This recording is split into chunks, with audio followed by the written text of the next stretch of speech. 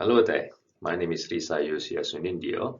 Today, I would like to share with you this research on the work-life balance in the construction industry. Past research has identified the benefits of work-life balance, as you can see on this slide here. Just some examples. The first one, better work-life balance can reduce absenteeism. Better work-life balance can lead to increased job satisfaction. So people are more happy in their work, and this can lead to better productivity, which obviously will benefit the company. Work-life balance also can be used to attract and retain talents, which is obviously an important issue nowadays, how we can attract quality talents, how we can develop them in the company, how we can retain them, and so they can contribute more in the company, and this can become the competitive advantage of the company as well. And what I said earlier, because of all these things, work-life balance also can influence productivity positively. And finally, as the last example, work-life balance can also improve attitudes and behavior. So it is good to develop desired culture in the organization, which again will have positive impacts on productivity, on reputation, and the overall performance of the company. Because of the benefits shown in the previous slide, there is a need to improve work-life balance in the construction industry, and this is the aim of the research.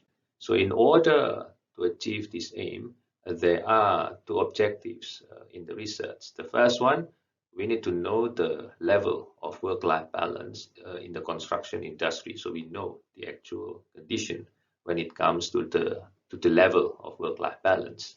And the second one, we would like to determine factors that influence work-life balance. So factors which can affect work-life balance positively, and also those which can affect work-life balance negatively. So by understanding these factors, then we can implement strategies in a sense to remove the negative factors and to increase the positive factors, which eventually will improve the work-life balance in the construction industry. We conducted a case study and collected data from one construction company in Sydney. So as I mentioned earlier, the first objective is to assess the level of work-life balance. We distributed a questionnaire survey to the employees in this company, and in the first section of the questionnaire, we assessed this level of work-life balance using a number of items. So the respondents should score each item from 1 to 5. So 1 means strongly disagree, and 5 means strongly agree. So here are some items which show the level of work-life balance in the company. And the items demonstrate that the level of work-life balance is still relatively low and still needs to be improved. So let's see some of the items. The first one, the one on the left, the item says, "My family and friends are happy with my working hours."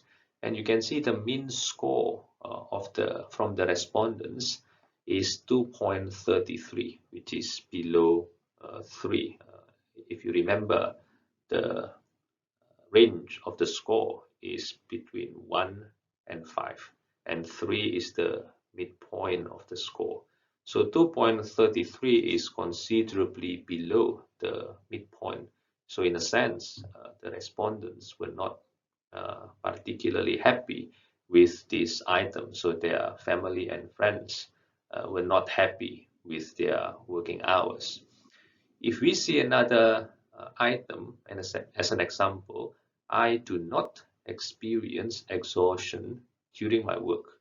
Again, the mean score from the respondents is quite low as well, 2.26, which is lower than the previous item. So it means the respondents did experience exhaustion during their work. Another item, I don't think about work outside of work hours. Now this is the lowest item in this section when we assess the level of work-life balance. So the score is only 1.7, meaning the respondents did think about work outside their work hours. So if we look at the last diagram here, this is the average work-life balance. So among all the items, we just simply average the scores for all the items in this section of the questionnaire to assess the level of work-life balance.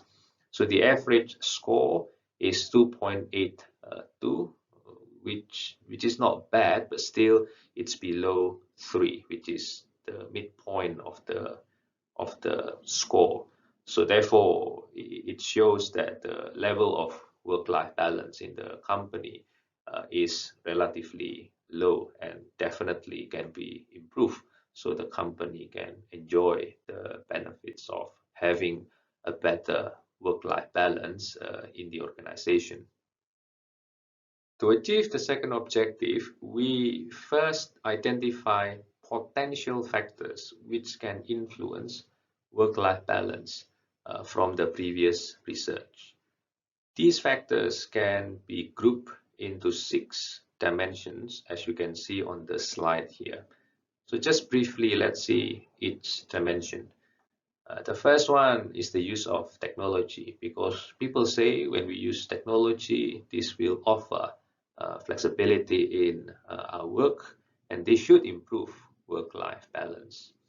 Salary and income also can influence the perception of employees concerning their work-life balance. So in a sense, if they perceive that the salary or income or benefits that they receive are comparable with the amount of work that they need to do, then this will the employees will feel that their work-life balance is quite good. Physical and mental health has potential influence as well on work-life balance.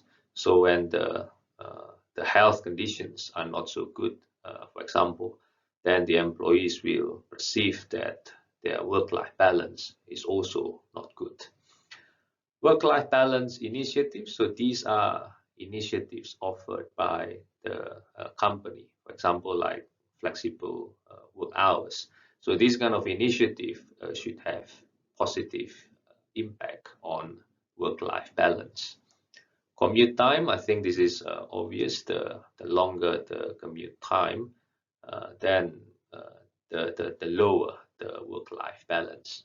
And finally, the business culture. So not only in the company, the industry culture is also included in this dimension. So certain culture like working long hours or working in a stressful environment or unsafe environment can have an impact on the perceived level of work-life balance. Based on the items included in the dimensions explained previously, this slide presents the key factors which correlate strongly with the level of work-life balance.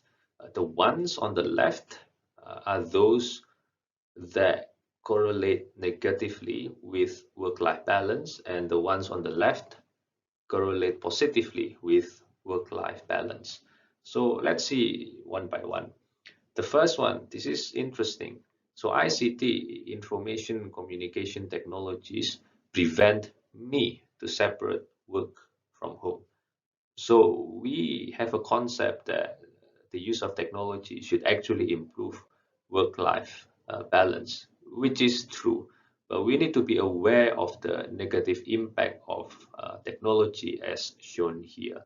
So the use of technology actually can blur the separation between home life and work life, and obviously this can have a negative impact on work-life balance.